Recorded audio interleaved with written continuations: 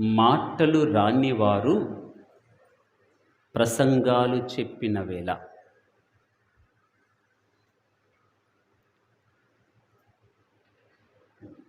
పిరికివారు బహిరంగముగా బాహాటముగా నిలిచిన వేళ, సాక్ష్యమిచ్చిన వేళ.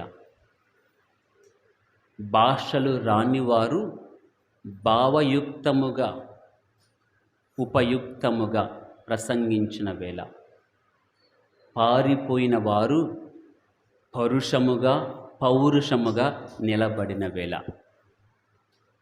త్రియేక దేవునిలో మూడవ వ్యక్తి తన చరిత్రమును ప్రారంభించిన వేళ.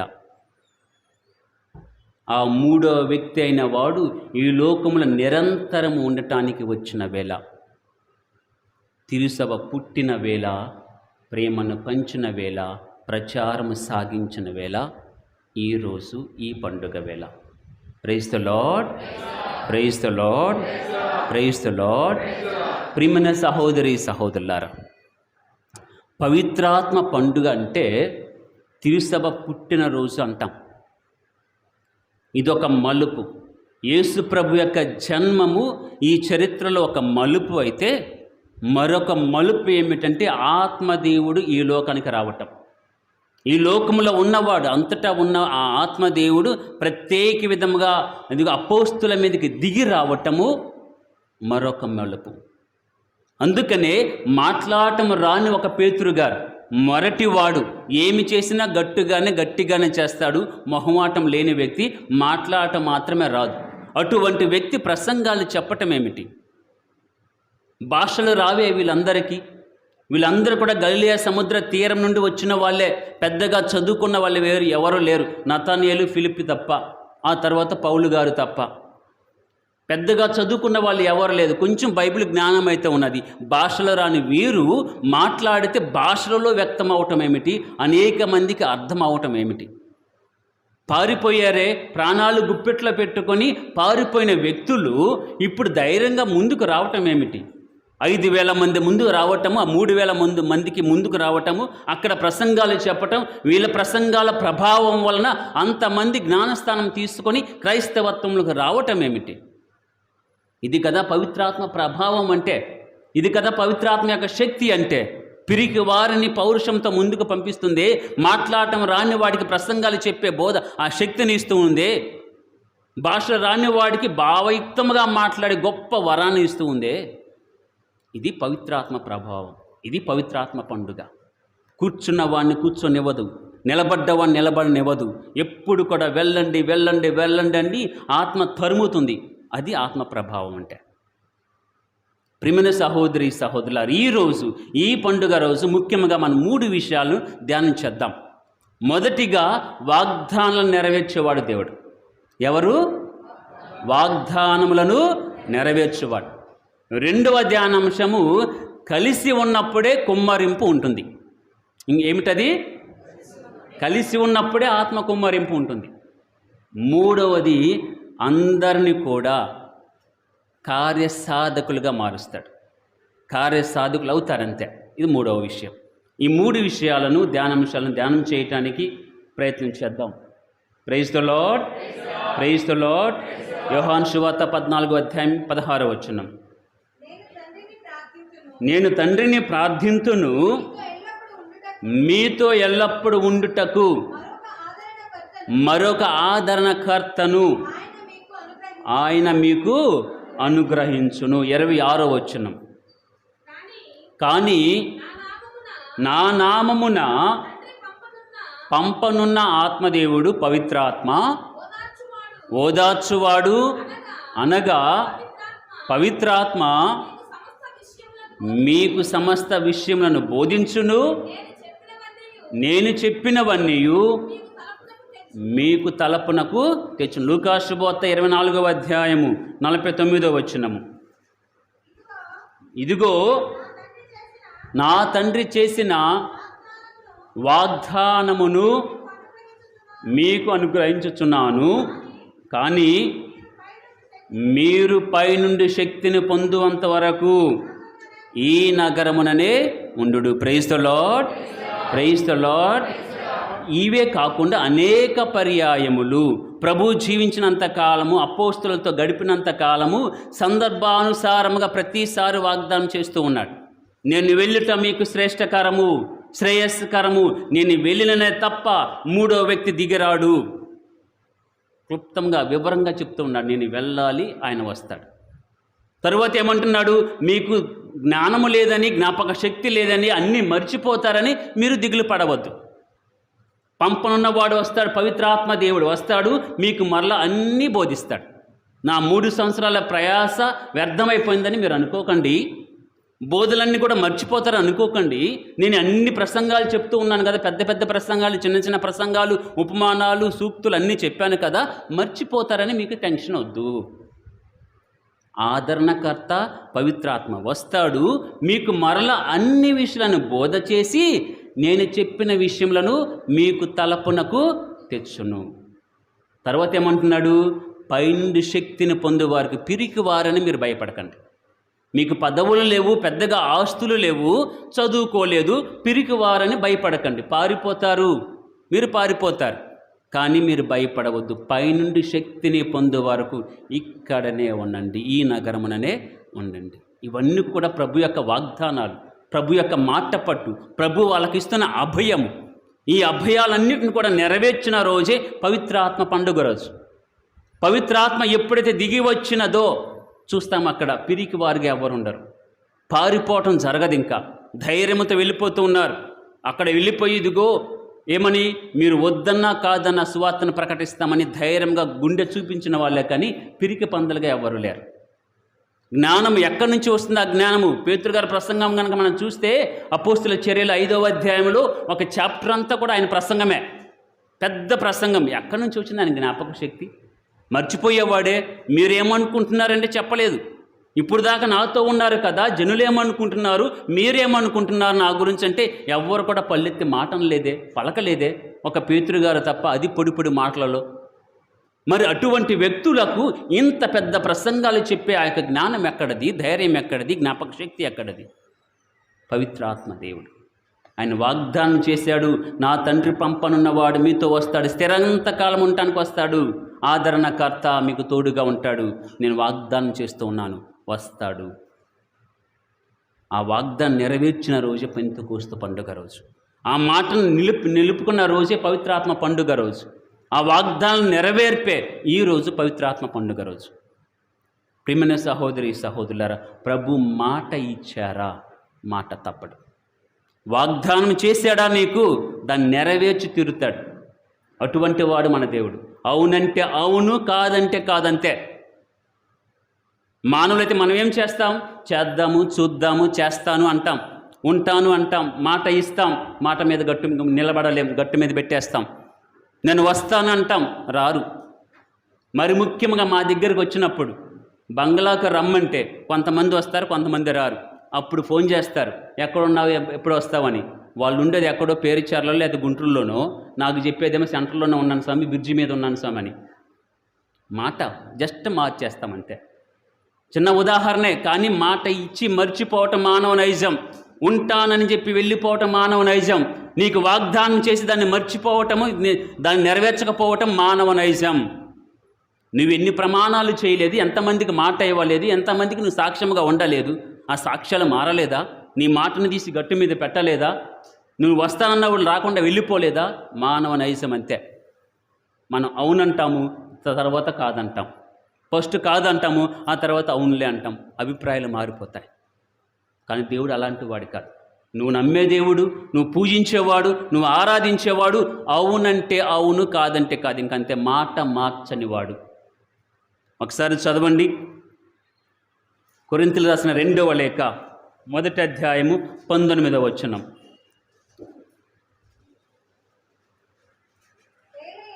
ఏలయనా సిలాసు ద్వారా, తిమోతి ద్వారా, నా ద్వారా మీకు బోధింపబడిన దైవపుత్రుడగు యేసుక్రీస్తు. ఒకసారి అండర్లైన్ చేసుకోండి. అవునని చెప్పి కాదనువాడు కాదు. ఈరోజు నిన్ను దీవిస్తాను అని చెప్పి, నీ ప్రార్థన ఆలకిస్తానని చెప్పి రేపు పొద్దున నువ్వేదో చేసేవని చెప్పేసి నీ ప్రార్థనకు సమాధానం ఇవ్వని వాడు కాదు. ఈరోజు అవును, మరుసటి రోజు నిద్రపోయి లేచిన తర్వాత అభిప్రాయం మార్చుకొని కాదు అనేవాడు నీ దేవుడైతే కాదు. అవునని చెప్పి కాదని వాడు మన దేవుడు కాదు. వాగ్దానం చేశాడా నెరవేర్చి తీరుతాడు.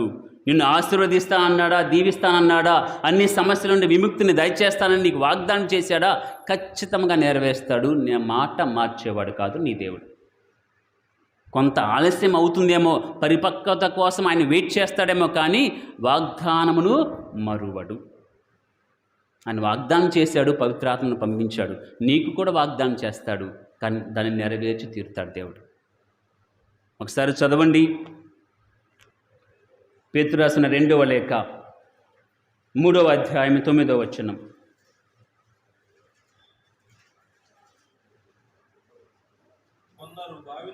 కొందరు భావించున్నట్లు ప్రభువు తన వాగ్దానమును నెరవేర్చుటయందు ఆలస్యము చేయడంతే. ఒకసారి మాట ఇచ్చాడా, మాట మీద నిలబడేవాడు, ఆలస్యమతి చేయడు. కానీ ఒకసారి చదవండి, అంతేకాక మీతో ఎంతయో ఓపికగా ఉండును. ఎఫెసీయులకు రాసిన లేఖ 1వ అధ్యాయం 10వ వచనం.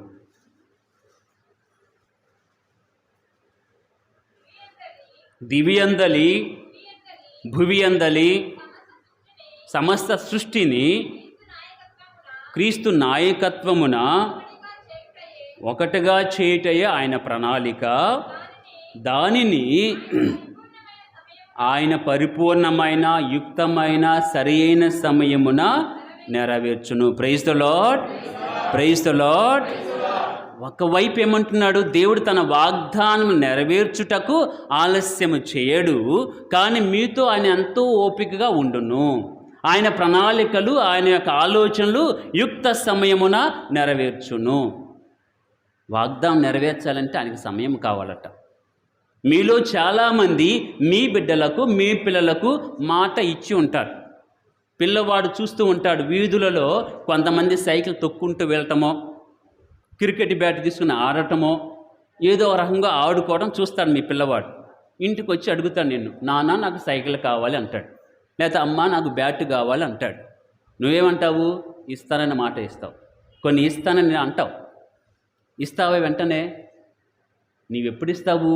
వీడు కనీసం నడవగలడు, సైకిల్ పట్టుకొని తొక్కకపోయినా నడిపించగలడు, 1-2 సార్లు కింద పడ్డా 3సారి నిలబడతాడని నీకు ధైర్యం వచ్చినప్పుడు, నువ్వు అనుకున్నప్పుడే కొనిపెడతావు. వాడు అడిగిన వెంటనే సైకిల్ అయితే నువ్వు కొనిపించవు.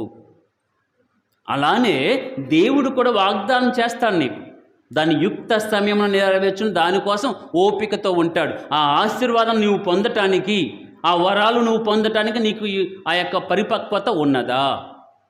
నువ్వు ఎదిగావా? ఆధ్యాత్మిక ఎదిగావా? వరాలు ఇస్తాడు, కానీ ఆధ్యాత్మిక జీవితంలో ఆటుపోట్లు వస్తాయి, శోధనలు వస్తాయి. ప్రభువు సైతమే, ప్రభువా ఎందుకన్నా నాకు ఈ బాధలు, ఈ పాత్రను తొలగించు అన్నాడు. ప్రభు దగ్గరికే సాతాను అనేక పర్యాయాలు వెళ్ళి ఆయన శోధించింది.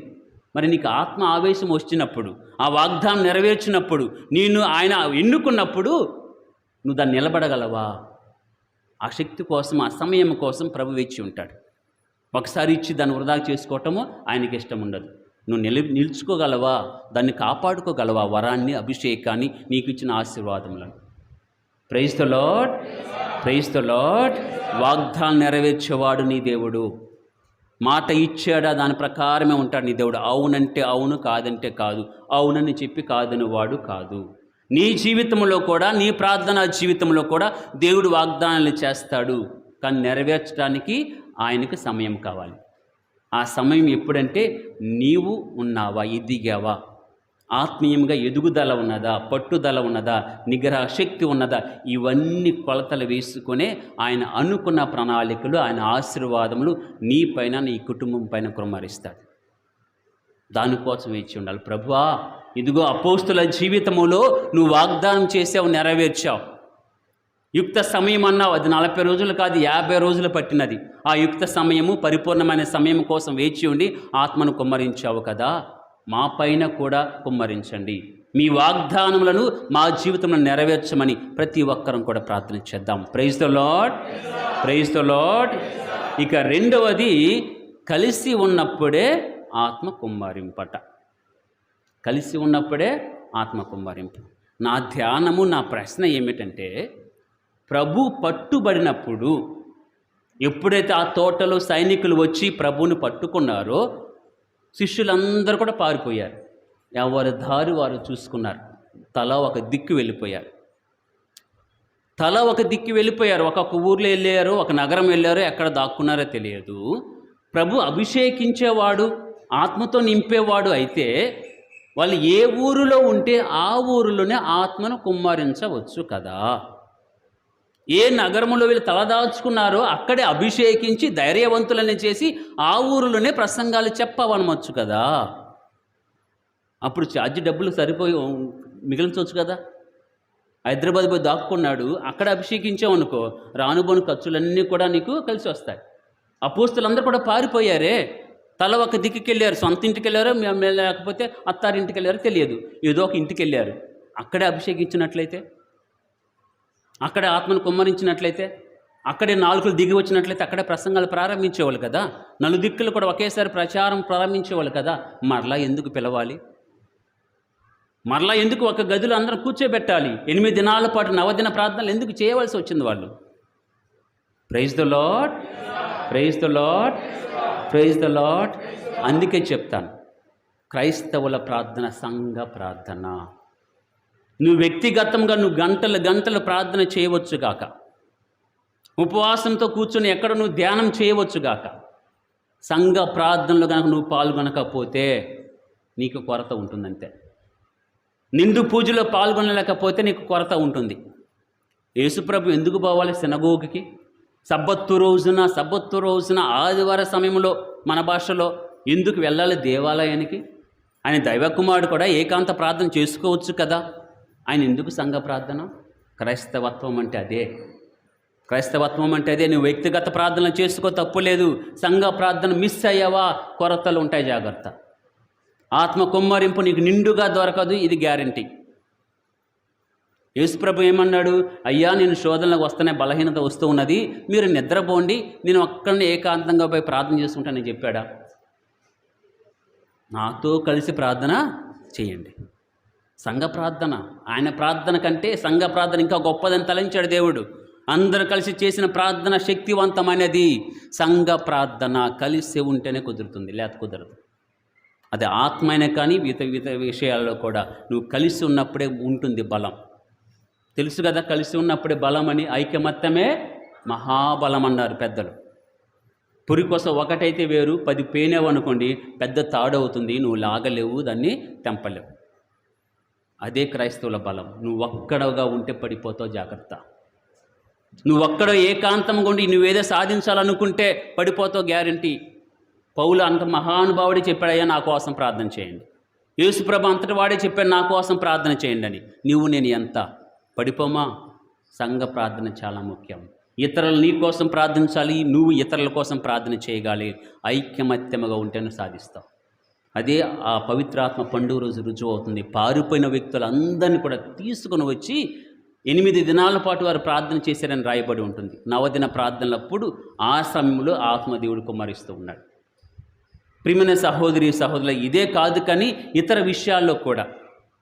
న్యాయాధిపతుల గ్రంథము 20వ అధ్యాయము 41వ వచనం చదవండి.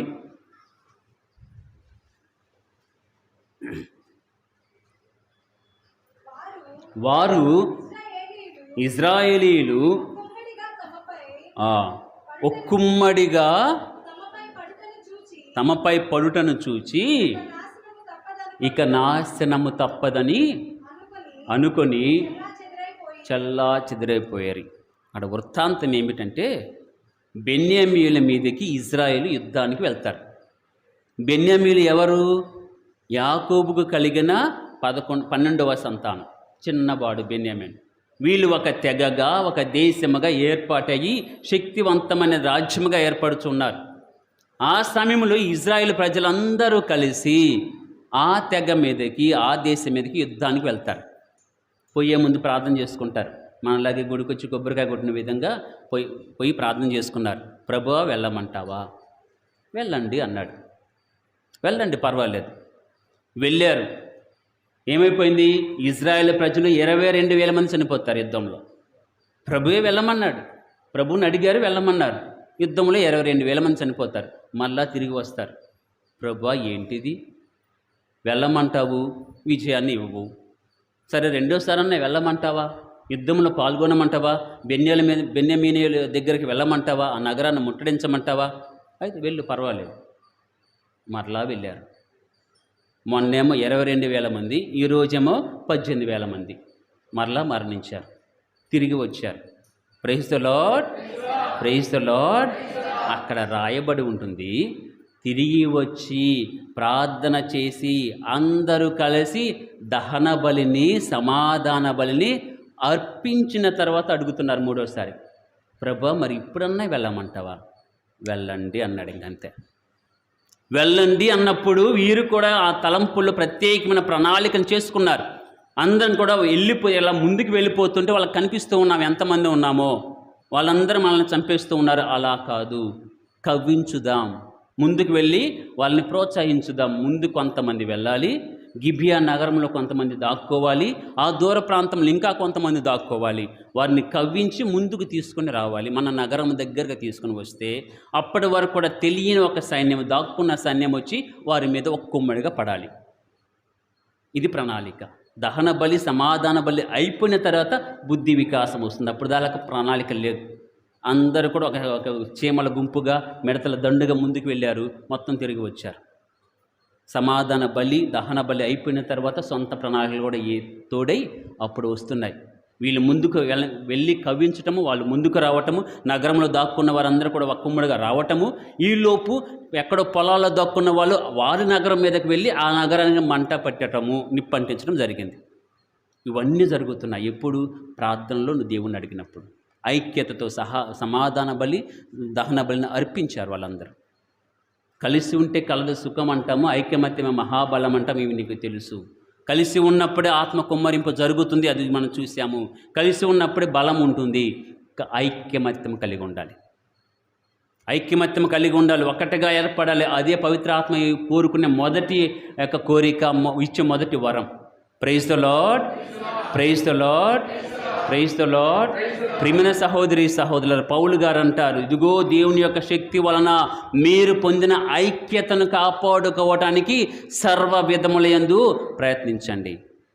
కుటుంబాలు విచ్ఛిన్నమైపోతున్నాయి, గ్రామాలు విచ్ఛిన్నమైపోతున్నాయి, సంఘాలు పడిపోతున్నాయి, విచ్ఛిన్నమైపోతున్నాయి. ఐక్యమత్యము లేకపోతే కుదరదు, ఆత్మదేవుడు ఉండడు. అందుకని ఏకము కండి, ఐక్యత కలిగి ఉండండి. దానికోసం మీరు సర్వ విధములా ప్రయత్నించండి. చిన్న చిన్న భేదాభిప్రాయం వల్ల విడిపోయే వాళ్ళు ఉన్నారు, చిన్న చిన్న కారణాల వల్ల వెళ్ళిపోయే వాళ్ళు ఉన్నారు, వాళ్ళు గుడి మానేసే వాళ్ళు ఉన్నారు. వాళ్ళ పెత్తనం లేదని, వాళ్ళకి సమాధానం లేదని, వాళ్ళకి ఏదో అధికారం పోయిందని చెప్పేసి గుడికి దూరంగా ఉండేవాళ్ళు చాలామంది ఉన్నారు. కుటుంబాల్లో కూడా అంతే, చిన్న కోరిక నెరవేర్చలేదని అమ్మ నాన్న మీద అలిగి వెళ్ళిపోయే వాళ్ళు ఉన్నారు, దూరంగా ఉండే వాళ్ళు ఉన్నారు. ఏదో 1 మార్కు తక్కువ వచ్చిందని ప్రాణాలు తీసుకునే వాళ్ళు కూడా ఉన్నారు. ఐక్యమత్యము కలిగి ఉండాలి. ఒకసారి చదవండి, కొరింథీయులకు రాసిన లేఖ, మొదటి లేఖ 6:17.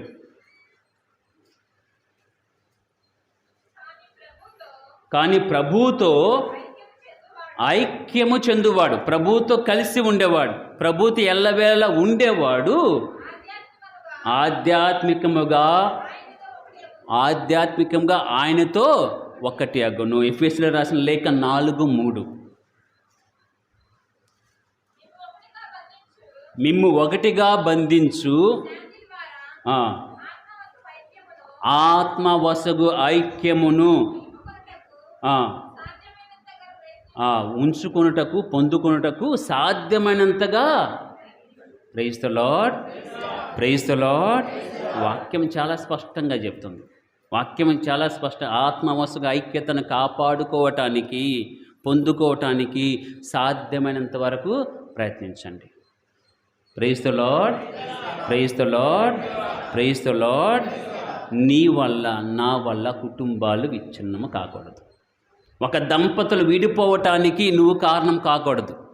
నువ్వు చెప్పే మాటలు కానీ, రెచ్చగొట్టే మాటలు కానీ, అపనిందలు కానీ లేనిపోని కావించుకొని ఏదో చెప్పేస్తే వాళ్ళు విడిపోతారులే, కొట్టుకుంటారులే అని ఆనందించావా? నువ్వు క్రైస్తవుడివి కాదు. ఇద్దరు వ్యక్తులను కలపడానికి ప్రయత్నం చేసిన వాడే ఇక్కడ క్రైస్తవుడు. సంఘాలను కలిపిన వాడే, గుంపులుగా కాదు, ఒకే గుంపుగా ఉన్నప్పుడే వాడు క్రైస్తవుడు అవుతాడు. ఇక్కడ ఏమని రాయబడింది? మీకు వసగిన ఐక్యతను కాపాడుకోవడానికి సర్వ విధములందు ప్రయత్నించండి. Praise the Lord, praise the Lord. అందుకే ప్రార్థించుదాం సంఘాల కోసం, కుటుంబాల కోసం, తిరుసభ కోసం ఖచ్చితంగా ప్రార్థన చేయాలి. తిరుసభకి ఎన్ని ఆటంకాలు, ఎన్ని అపనిందలు, ఎంతమంది పోరాటాన్ని ఎక్కడ చేయలేదు, ఎంతమంది తిరుసభకు వ్యతిరేకంగా ప్రచారం చేయలేదు. మరి ఇంకా కలిసి ఉన్న దేనికి? ఇంకా కలిసి ఉందంటే ప్రార్థన ఉంది కాబట్టి, ఆత్మతో నిండిన వ్యక్తులు ఉన్నారు కాబట్టి, కలిసి ఉన్నప్పుడే ఇది ముందుకు వెళ్తుంది అనుకున్నారు కాబట్టి ఇప్పటికి 2022 సంవత్సరం వరకు కూడా తిరుసభ నిలకడగానే ఉంది. ఎన్ని ఆటుపోట్లు వచ్చినా పడిపోలేదు, మునిగిపోలేదు. ఈ తిరుసభ నిలబడుతుందంటే ఎంతోమంది ప్రార్థన చేసేవాళ్ళు ఉన్నారు. ఐక్యముగా ఉన్నాము కాబట్టి ఈ రోజుకి మనది పెద్ద సంఘముగా ఉన్నది.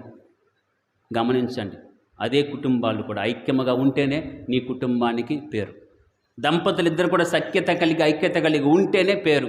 ఆదర్శ దంపతులు అంటారు. నువ్వు గుడికి వచ్చినంత మాత్రాన, బైబిల్ మోసినంత మాత్రాన, ముసుగేసి ప్రార్థన చేసినంత మాత్రాన మీ కుటుంబాలు శాంతి ఉండదు. సఖ్యత కావాలి, క్షమాపణ కావాలి. ఐక్యమత్యాన్ని కాపాడుకోవటానికి నీ పాత్ర, నీ వంతు నువ్వు పోషించాలి. నీ వలన ఎవ్వరు కూడా విడిపోకూడదు. ప్రతిజ్ఞ చేసుకో. Praise the Lord, praise the Lord. ఒకటి, ప్రభు వాగ్దానం చేస్తే నెరవేరుస్తాడు. నీకు నాకు ఎప్పుడైనా సరే మాట ఇచ్చాడా, మాట మీద నిలబడతాడు. రెండవది, కలిసి ఉన్నప్పుడు ఆత్మను కుమ్మరించాడు. కలిసి ఉండండి, ఐక్యత కలిగి ఉండమని బైబిల్ చెప్తుంది. దానికోసం నువ్వు సర్వ విధములా ప్రయత్నించు. నీ వలన ఐక్యత ఉండాలి, కానీ విడిపోవటం కానీ విచ్ఛిన్నం కావటం జరగకూడదు. ఇక మూడవదిగా, ప్రియమైన సహోదరులారా, కార్యసాధకులుగా మారుస్తుందట. ఆత్మ వస్తే కూర్చొనివ్వదు, నిలబడనివ్వదు. పని చేస్తూనే ఉండాలి. Praise the Lord, praise the Lord, praise the Lord. హెజికేలు గ్రంథము 36వ అధ్యాయం 27వ వచనం. నా ఆత్మను మీలో ఉంచి మీరు నా చట్టములను అనుసరించునట్లును, నా విధులను పాటించునట్లును చేయుదును. ఆత్మ అవసరమండి. బైబిల్ చదవాలంటే, బైబిల్ను పాటించాలంటే, వాక్యానుసారం జీవించాలంటే ఆత్మ అవసరమా? అవసరం అంటుంది వాక్యం. నా ఆత్మను నీలో ఉంచి నా చట్టములను అనుసరించున్నట్లును, నా విధులను పాటించున్నట్లును చేయుదును. Praise the Lord, praise the Lord. అందుకే బైబిల్ చదవాలి అన్నా, దానిలోని విషయాలను గ్రహించాలి అన్నా నీకు ఆత్మ అవసరము. క్రైస్తవుడిగా జీవించాలన్నా, క్రీస్తు వాక్యం ప్రకారం నువ్వు నడవాలి అన్నా నీకు ఆత్మ అవసరము. ఆత్మ లేనిదే కార్యసాధకులు కారు. ఆత్మ ఆవేశంతో ఉన్నది కాబట్టే నువ్వు ఎన్నిసార్లు కొట్టినా, ఎంత తిట్టినా అపోస్తులు ఎవ్వరూ కూడా సువార్తను ప్రచారాన్ని ఆపలేదు. అపోస్తుల చర్యలు 5వ అధ్యాయము 41వ వచనం చదవండి. యేసు నామము కొరకు అవమానములు పొందా యోగ్యులమైతిమి అని వారు సంతోషముతో, తరువాత ప్రతిరోజు వారు దేవాలయములోను ప్రజల ఇండ్లలోనూ ప్రబోధించుచు మెస్సయ అయిన యేసును. Praise the Lord, praise the Lord, praise the Lord. యేసు ప్రభుకి 12 మంది ఎందుకు అవసరం వచ్చింది? బలం కోసమా? ఎవరన్నా బుద్ధి తగాదాడతారు, నా కోసం ఫైట్ చేస్తారు కదా, దానికోసమా? లేకపోతే 10 మంది చూస్తారు కదా, నాకు శిష్యగణం ఉన్నది, నాకు కూడా ఫాలోవర్స్ ఉన్నారు, సబ్స్క్రైబర్స్ ఉన్నారని చూపించుకోవటం కోసమా? దీనికోసం 12 మందిని ఎన్నుకున్నాడు? లేకపోతే అద్భుతాలు చేస్తే గంపలు తీసుకుని వడ్డిస్తారని, ద్రాక్షారసాన్ని ఎక్కువ చేస్తే మళ్ళా తీసుకుని వడ్డిస్తారని, చందాలు ఇస్తే చందాలు తీసుకుని సంచులు పెట్టుకుని అవసరానికి వాడతారని, వీటి కోసం మా ప్రభు ఎన్నుకున్నది లేదే. వాక్యాన్ని ప్రకటించటానికి బూదిగంతముల వరకు మీరు వెళ్ళండి, ప్రపంచ నలుమూలలో వెళ్ళిపోయి మీరు నా వాక్యాన్ని ప్రకటించండి. దీనికోసం ఎన్నుకున్నాడు దేవుడు. ఆ వాక్యాన్ని నెరవేరుస్తున్నారు వీళ్ళు లేదే, పారిపోయారు, ఎటు పడితే అటు వెళ్ళిపోయారు. ప్రభు కనిపించినా అక్కడ లేదు. 3 సార్లు కనిపించి ధైర్యంతో నింపి వెళ్ళండి అయ్యా అంటే వెళ్ళలేదు, అక్కడే ఉన్నారు. మరి ధైర్యం ఎలా వచ్చింది? ఆ కార్య సాధకులుగా ఎప్పుడు మారారు? ఆత్మదేవుడు వచ్చినప్పుడే. ఆత్మదేవుడిని ఎప్పుడైతే పొందుకున్నారో, అగ్నినాళికల రూపంలో దిగివచ్చి వారిని అభిషిక్తులను చేసిందో అప్పుడు వారు బహిరంగంగా ప్రకటనలు చేస్తున్నారు, బహిరంగంగా వాక్య ప్రచారం చేస్తూ ఉన్నారు. చివరికి ఆ విచారణ సభ అక్కడున్న పెద్దలందరూ వారిని పట్టుకొని కొరడాలతో కొట్టి వార్నింగ్ ఇచ్చినా, మీరు ఇక మీదట సువార్తను బోధించకూడదని గట్టిగా వార్నింగ్ ఇచ్చినా కానీ వాళ్ళు సంతోషపడ్డారు. కొరడా దెబ్బలు తిని ప్రచారంలో పాల్గొన్నారు. వారు ఎప్పుడు కూడా మానలేదు. అవకాశం దొరికితే గుడిలో, లేదంటే ఇండ్లలో స్వార్థ ప్రచారము చేస్తూనే ఉన్నారు. కార్య సాధకులుగా మారుస్తుంది ఆత్మదేవుడు. Praise the Lord, praise the Lord, praise the Lord. మనం కూడా చాలా చెప్తాం. మరి ముఖ్యంగా పెళ్లి కుదిర్చే సమయంలో పెళ్లి చూపులకు వెళ్తారు. అమ్మాయి ఏం చదువుకుందండి? పెద్దగా చదువుకోలేదండి, కుట్టు మిషన్ వచ్చండి, ఇస్త్రాకులు కుట్టిద్దండి, ల్యాబ్ టెక్నీషియన్ అండి, లేకపోతే చిన్న నర్స్ అండి, లేకపోతే ఏదో చెప్తారు. పెళ్ళైన తర్వాత తెలిసింది కుట్టిద్దా కొట్టిద్దా అని. అప్పుడు అత్తమామలు అయ్యా ఇవేం కొట్టకపోయినా పర్లేదు, మా వాడిని కొట్టకపోతే బాగుండు, హ్యాపీగా ఉంటారు.